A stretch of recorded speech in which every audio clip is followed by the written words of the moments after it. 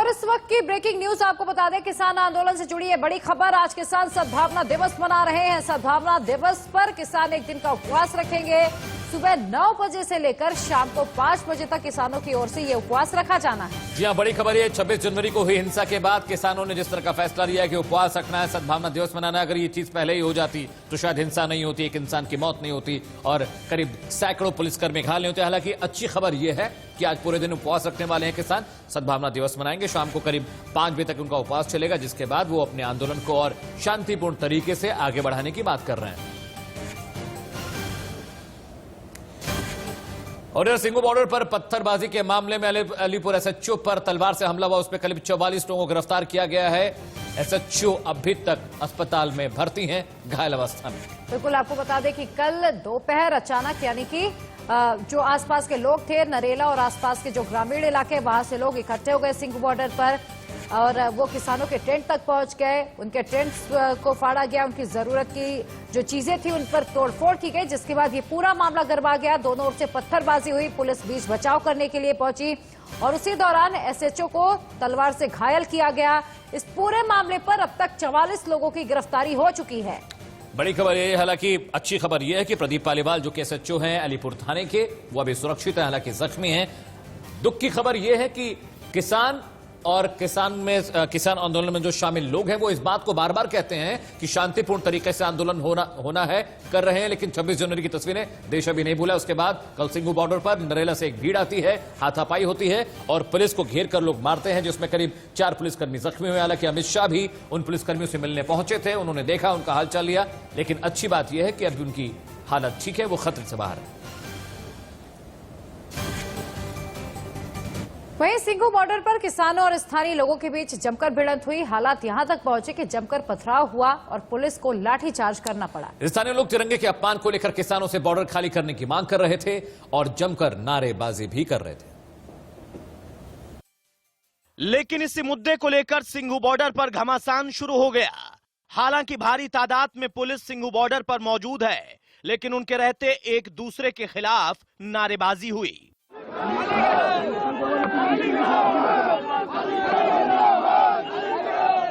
और देखते ही देखते पथराव शुरू हो गया। दोनों पक्षों की तरफ से खूब पत्थर चले और पुलिस वाले देखते रहे। बैरिकेडिंग के एक तरफ स्थानीय लोग मौजूद थे और दूसरी ओर किसान। बीच में खड़ी पुलिस लाचार नजर आई।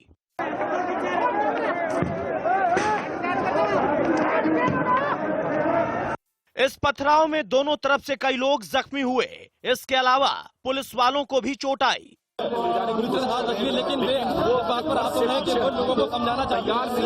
लेकिन हंगामा यहीं खत्म नहीं हुआ।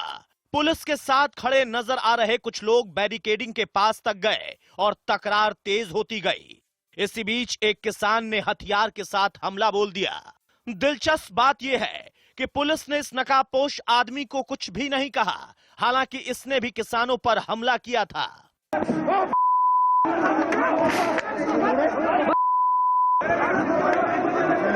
लेकिन किसान को पकड़कर पुलिस वाले उस पर टूट पड़े।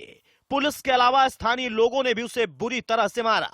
इस हंगामे में एक एसएचओ जख्मी हो गए, उनको अस्पताल में भर्ती कराना पड़ा। लेकिन सिंघू बॉर्डर पर बवाल बढ़ता गया और आखिरकार पुलिस को आंसू गैस के गोले छोड़ने पड़े।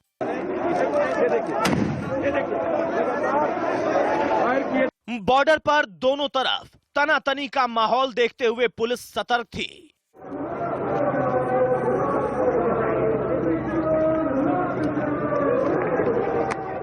लेकिन जब बवाल तेज होने लगा तो पुलिस ने लाठीचार्ज किया।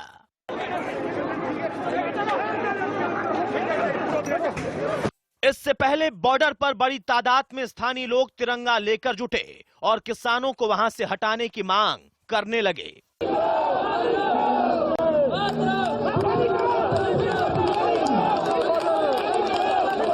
लोगों ने हाथों में पोस्टर ले रखे थे जिस पर लिखा था कि तिरंगे का अपमान नहीं सहेगा हिंदुस्तान।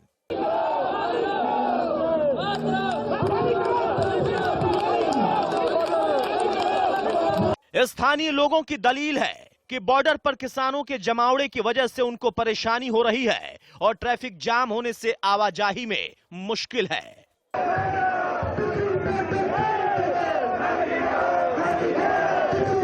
लेकिन विरोध प्रदर्शन के दौरान ही तनातनी बढ़ गई और दोनों तरफ के लोग एक दूसरे से भिड़ गए।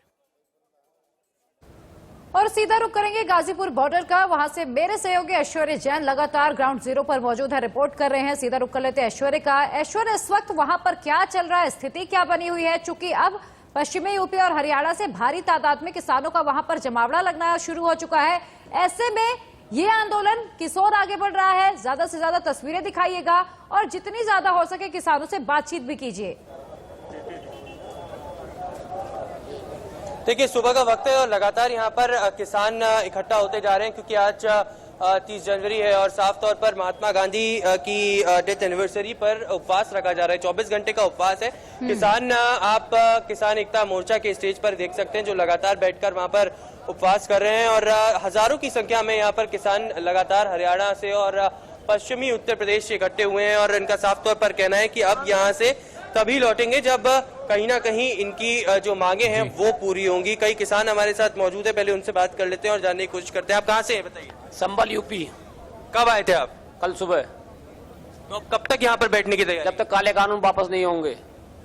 राकेश टिकैत जी का आपने बयान सुना, उसके बाद कहीं ना कहीं आप लोग कितनी संख्या में यहाँ से आए? पूरे हिंदुस्तान के साथ राकेश टिकैत के साथ है।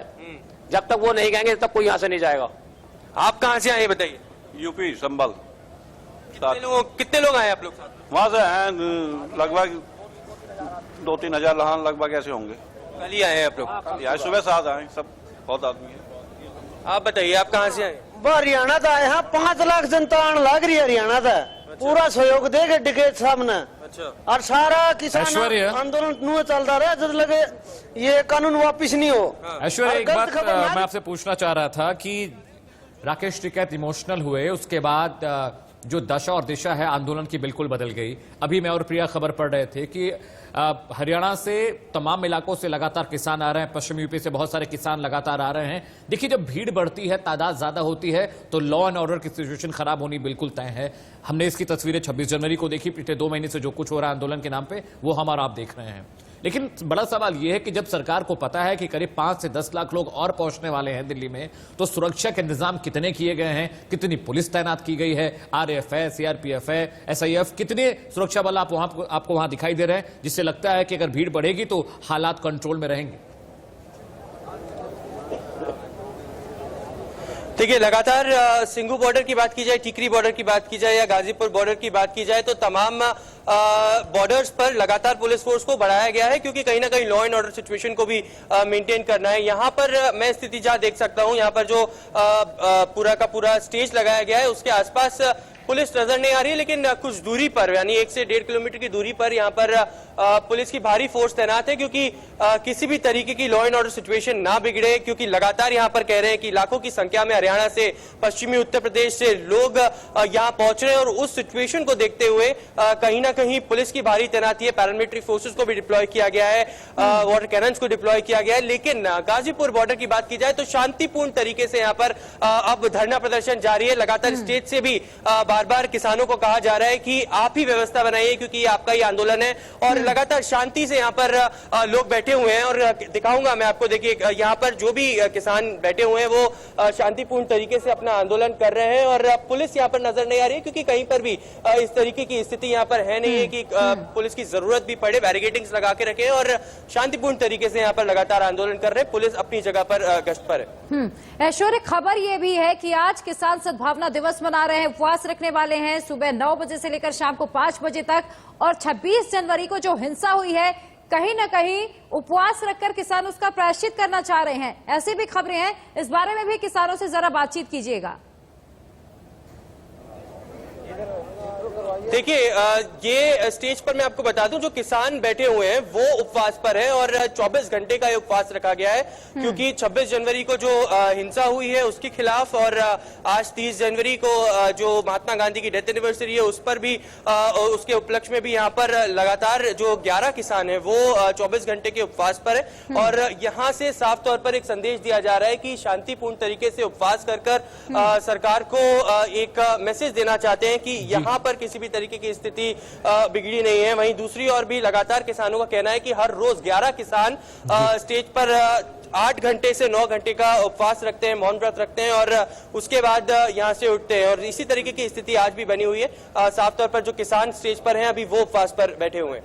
ऐश्वर्या, आप साथ रहिए, एक खबर हम दिखाते हैं, उसके बाद आपके पास दोबारा हम लौटेंगे। सिंघू बॉर्डर पर लगातार भीड़ बढ़ती जा रही है, किसान लगातार वहां इकट्ठे होते जा रहे हैं। इसका मतलब है कि अब जो आंदोलन है पहले से ज्यादा उग्र और तेज होता जा रहा है। बिल्कुल, वहीं हरियाणा के सभी खास प्रतिनिधि भी गाजीपुर बॉर्डर आज पहुंचने वाले हैं। राकेश टिकैत से वो मुलाकात करेंगे और किसान आंदोलन के चलते हरियाणा के 17 जिलों में एहतियातन इंटरनेट को बंद कर दिया गया है। जी हां, तमाम वो इलाके जहां पे हिंसा की आशंका थी वहां पे इंटरनेट बंद कर दिया गया है। और खबर यह है कि अभय चौटाला हजारों की तादाद में किसानों के साथ आज मिलने वाले हैं। भारतीय किसान यूनियन ने देश भर के किसानों से अपील की थी कि कृषि कानून के खिलाफ वो लामबंद हो, एकजुट हो और इसलिए लगातार लाखों किसान आज दिल्ली पहुंच रहे हैं। इलाके में धारा 144 लागू कर दी गई है। सीआरपीएफ और रैपिड एक्शन फोर्स भी तैनात है ताकि किसी भी तरह की हिंसा ना हो। वहीं 26 जनवरी को लाल किले पर हुई हिंसा के 3 दिन बाद दिल्ली के मुख्यमंत्री अरविंद केजरीवाल ने अपनी चुप्पी तोड़ी। किसान आंदोलन को लेकर केजरीवाल ने मोदी सरकार को आड़े लेते हुए कहा कि दिल्ली पुलिस ने हिंसा को लेकर फर्जी एफआईआर दर्ज की है। देखिए जरा।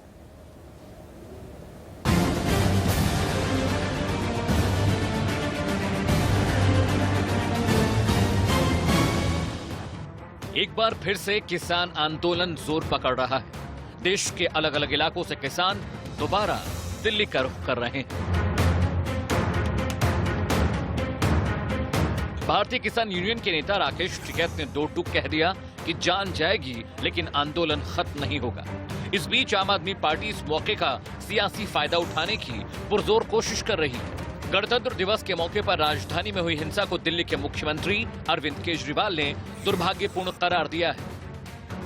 अरविंद केजरीवाल ने कहा कि हिंसा के लिए जिम्मेदार लोगों को सख्त से सख्त सजा दी जानी चाहिए। 3 नए कृषि कानूनों के खिलाफ किसानों का प्रदर्शन उनके अपने अस्तित्व को बचाए रखने के लिए संघर्ष है। यहाँ पे पानी की व्यवस्था है। हमारे 10-12 टैंकर लगातार दौरे खड़े रहेंगे। यहाँ पे जिन भी भाइयों को पानी की जरूरत है ठीक बॉर्डर के उसमें इसमें पानी की पूरी व्यवस्था। अरविंद केजरीवाल का यह बयान किसानों का हित ऐसी कम, राजनीतिक नफे नुकसान वाला ज्यादा लग रहा है। केजरीवाल ने आगे कहा, जो भी इसके लिए जिम्मेदार है वो सजा का हकदार है और मैं उन लोगों के बारे में नहीं कह रहा हूं जिनके खिलाफ पुलिस ने फर्जी मामले दर्ज किए हैं। जो भी जिम्मेदार है और जो भी पार्टी जिम्मेदार है उसके खिलाफ कार्रवाई होनी चाहिए। सिचुएशन यहाँ पर ऐसी है कि दिल्ली पुलिस ने यहाँ से बैरिकेडिंग लगा दी है, बहुत सारी तैनाती कर दी है और पानी की कोई सुविधा उन तक नहीं पहुँचने दी जा रही है। बुनियादी सुविधा है पानी की बुनियादी सुविधा उन तक नहीं पहुंचने दे रही है और भाजपा इनको, देश के किसान को आतंकवादी की तरह उससे बर्ताव कर रही है, गद्दार समझ के उनसे बर्ताव कर रही है। और कोशिश ये है कि ना उन्हें पानी मिले, ना उन्हें खाना मिले, ना उन्हें शौचालय जाने की सुविधा मिले। उनके जो बेसिक ह्यूमन राइट्स हैं, जो मानव अधिकार हैं, वो सारे उनसे छीन लिए जाएं ताकि वो या तो यहाँ मर जाएं या यहाँ से चले जाएं, यहाँ से भाग जाएं। दिल्ली के मुख्यमंत्री अरविंद केजरीवाल ने मोदी सरकार को आड़े हाथों लेते हुए कहा कि जिस देश में किसान दुखी है वहां कभी समृद्धि नहीं आ सकती। अब बड़ा सवाल यह है कि आखिर दिल्ली पुलिस फर्जी एफआईआर क्यों दर्ज करेगी? हिंसा की तस्वीरें क्या झूठ बोल रही हैं? जख्मी पुलिस के जवान क्या झूठ बोल रहे हैं? लाल किले पर हुई हिंसा का जिम्मेदार आखिर कौन है? यहाँ के आगे कोई भी व्हीकल नहीं जाएगा। व्हीकल नहीं है, ये पानी है, पानी का है, जो कुछ भी है यहाँ से नहीं जाएगा। ऐसा क्यों? दोनों में फर्क होता है, पानी में व्हीकल में। आप मुझे एक बात बताइए, जो आदमी, जो अन्नदाता, जो आपकी प्लेट में अन्न डालता है, जो आप खाते हो, उसको पानी नहीं देंगे क्या? छोड़ के मैं आपको बताऊँ, हमारे से आर्गुमेंट करने का कोई फायदा नहीं है। I have just got instruction. कोई भी अरविंद केजरीवाल भले ही अपनी पार्टी को किसानों का हितैषी बताने की कोशिश कर रहे हैं, लेकिन इस बीच पंजाब के मुख्यमंत्री कैप्टन अमरिंदर सिंह ने कहा कि लाल किले पर हुई हिंसा के पीछे बीजेपी और आम आदमी पार्टी का हाथ है। ब्यूरो रिपोर्ट के साथ अमित सिंह, इंडिया न्यूज। और इस रिपोर्ट के बाद आइए रुक करते हैं ऐश्वर्या जैन का, जो कि लगातार बॉर्डर से हमारे साथ बने हुए। ऐश्वर्या, सिसौल में महापंचायत हुई, वहां से बहुत सारी खबरें छन के आई कि आंदोलन को और तेज करना है, मुखर करना है, विरोध और तेज होगा। उसके बाद अब अगली खबर यह है कि पलवल में भी महापंचायत होनी है। तो क्या कुछ खबरें आई हैं कि क्या मुद्दे होंगे, किसान किन मुद्दों पर बात करेंगे और क्या सरकार से क्या दोबारा बातचीत का सिलसिला शुरू होता दिख रहा है आपको? देखिए, सरकार से बातचीत कहीं पर भी रोकी नहीं गई है। साफ तौर पर संयुक्त किसान मोर्चा का भी ये कहना था कि अगर केंद्र सरकार से दोबारा बातचीत के लिए आगे आना होगा तो वो जरूर बात करने जाएंगे। हालांकि जो अभी फैसला लेना है वो संयुक्त किसान मोर्चा को लेना है, क्योंकि सरकार ने साफ तौर पर कहा है कि प्रस्ताव अब किसान लेकर आए हमारे पास, और पहले से ही जो प्रस्ताव था वो केंद्र सरकार ने उनको दे दिया है। हालांकि जिस महापंचायत की आप कल बात कर रहे हैं वहां पर भी आह्वान किया गया है कि ज्यादा से ज्यादा संख्या में गाजीपुर सिंगू बॉर्डर और टिकरी बॉर्डर किसान पहुंचे, जिससे आंदोलन और भी तेज हो सके और नई गति मिल सके। कई किसान हमारे साथ मौजूद हैं, उनसे बात कर लेते हैं कि कहां से वो आए हैं और कितनी संख्या में वो लोग आए हैं। खासतौर पर महापंचायत जिस तरीके से बुलाई गई थी, कल महापंचायत भी हुई थी, आज भी कई जगहों पर महापंचायत बुलाई गई थी। लगातार आप लोगों को कहा जा रहा है कि ज्यादा से ज्यादा संख्या में आए हैं। आप लोग कितने लोग आए हैं और कहां से आए हैं ये बताइए। देखिए, ये सिर्फ यूपी से नहीं, हरियाणा से, पंजाब से, चारों तरफ से किसानों का इतना जोर हुआ है। आप देख लें, कम से कम 2-2.5 लाख आज किसान यहाँ पे होगा। कम से कम इतना है, मैं कम से कम बता रहा हूँ। और कल ये हालत थी कि यहाँ पे सिर्फ 150 किसान रह गया था। टिकैत जी के साथ जो नौबत आई सबको पता है। टिकैत जी जिस तरह से रोए, जब उनके आंसू बहे तो किसानों से रहा नहीं गया और किसान टूट पड़े। आज इतनी तादाद में जो किसान आया है ये टिकौत की बदौलत आया है। शांतिपूर्ण तरीके से ही लगातार गाजीपुर यहाँ पर रास्ते पर होगा। हमारा आंदोलन गांधी जी के दिखाए रास्ते पर होगा।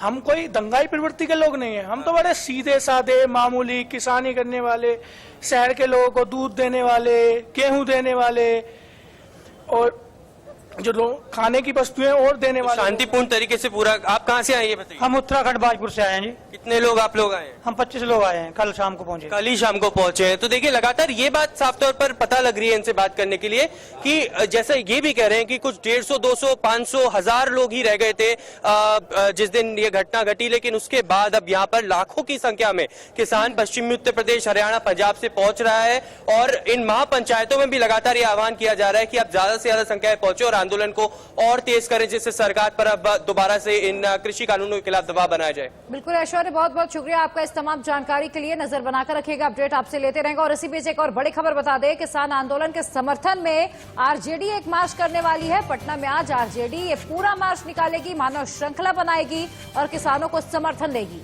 जी हां, किसान आंदोलन पर लगातार सियासत शुरू हो गई है। हर कोई मौका तलाश रहा है केंद्र सरकार को घेरने का। तेजस्वी यादव ने कहा है कि मानव श्रृंखला निकालेंगे, सरकार का विरोध करेंगे, किसानों को एकजुट करेंगे और मुमकिन होगा तो बिहार से किसान भी दिल्ली में विरोध प्रदर्शन करने सरकार के खिलाफ जाएंगे। बिल्कुल, और प्रेस कॉन्फ्रेंस करके तेजस्वी यादव ने ये पूरी जानकारी दी है। और इसी बड़ी खबर के साथ वक्त है एक छोटे से ब्रेक का, लेकिन उससे पहले नजर इस वक्त की सुर्खियों पर।